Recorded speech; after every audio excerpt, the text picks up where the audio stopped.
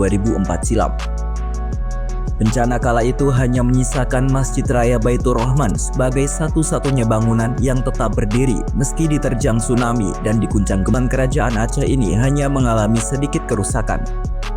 Oleh karena itu, masjid masih dapat difungsikan sebagai tempat pengungsian korban tsunami dan tempat ibadah. Lalu bagaimana sejarah Masjid Baitur Rahman yang menjadi saksi dahsyatnya tsunami 2004 kala itu? Beberapa sumber sejarah menyebut Masjid Raya Baitur Rahman didirikan sejak 1612 atau semasa kerajaan Aceh dipimpin Sultan Iskandar Muda. Namun ada pula yang meyakini masjid ini telah berdiri sejak zaman Sultan Alaiddin Mahmud Syah, yaitu pada 1292. Bencana tsunami yang melanda Aceh pada 2004 silam. Bencana kala itu hanya menyisakan Masjid Raya Baitur Rahman sebagai satu-satunya bangunan yang tetap berdiri meski diterjang tsunami dan diguncang gempa 9,3 magnitudo. Peristiwa tersebut membuat masjid peninggalan kerajaan Aceh ini hanya mengalami sedikit kerusakan. Oleh karena itu, masjid masih dapat difungsikan sebagai tempat pengungsian korban tsunami dan tempat ibadah. Lalu bagaimana sejarah Masjid Baitur Rahman yang menjadi saksi dahsyatnya tsunami 2004 kala itu? Beberapa sumber sejarah menyebut Masjid Raya Baitur Rahman didirikan sejak 1612 atau semasa kerajaan Aceh dipimpin Sultan Iskandar Muda. Namun ada pula yang meyakini masjid ini telah berdiri sejak zaman Sultan Alaiddin Mahmud Syah, yaitu pada 1292. Penjajahan Belanda, masjid ini pernah dibakar oleh militer Belanda yang dipimpin Jenderal Van Swieten pada tahun 1873. Aksi itu pun membuat rakyat Aceh murka, sehingga Gubernur Jenderal Van Lansberg melakukan renovasi terhadap Masjid Agung tersebut. Pembangunan masjid oleh Belanda itu selesai pada tahun 1881. Kala itu masjid ini memiliki satu kubah dan satu menara. Sejak dulu Masjid Agung ini tidak hanya digunakan untuk keperluan ibadah umat Islam semata. Pada periode pemerintahan Sultan Iskandar Muda, masjid ini juga menjadi tempat menyiarkan agama Islam. Selain itu, pada masa penjajahan, masjid ini menjadi tempat ibadah sekaligus markas pertahanan dari serangan musuh. Masjid ini juga kerap menjadi tempat musyawarah besar untuk merancang strategi melawan Belanda. Hal itu yang membuat masjid ini menjadi sasaran serangan Belanda hingga terbakar. Kemudian ketika terjadi bencana tsunami 2004, masjid ini menjadi tempat perlindungan sementara bagi para pengungsi.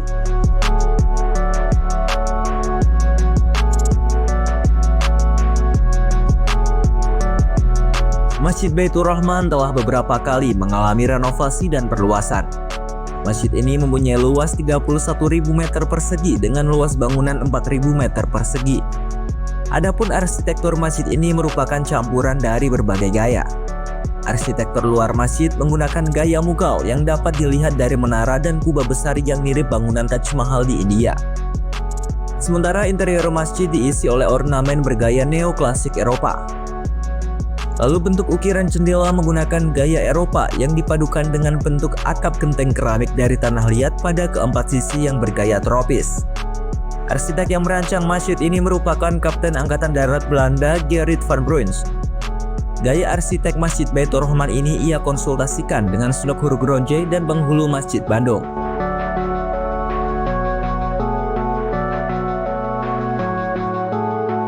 Bencana tsunami yang melanda Aceh pada 2004 silam.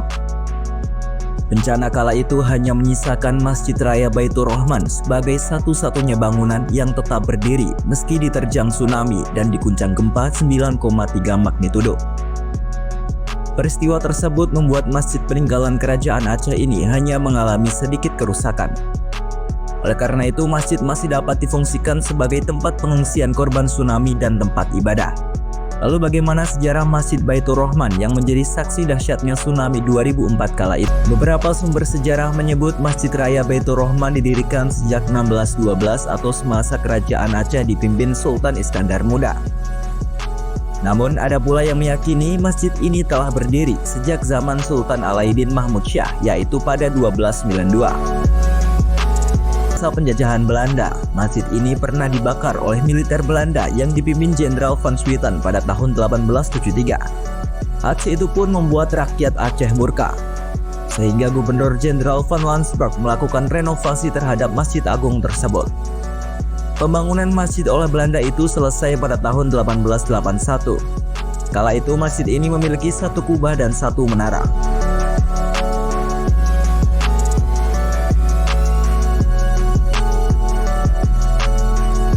Sejak dulu Masjid Agung ini tidak hanya digunakan untuk keperluan ibadah umat Islam semata. Pada periode pemerintahan Sultan Iskandar Muda, masjid ini juga menjadi tempat menyiarkan agama Islam. Selain itu, pada masa penjajahan, masjid ini menjadi tempat ibadah sekaligus markas pertahanan dari serangan musuh. Masjid ini juga kerap menjadi tempat musyawarah besar untuk merancang strategi melawan Belanda. Hal itu yang membuat masjid ini menjadi sasaran serangan Belanda hingga terbakar.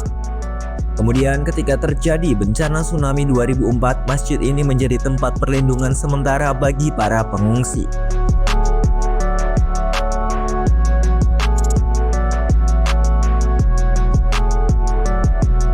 Masjid Baitur Rahman telah beberapa kali mengalami renovasi dan perluasan.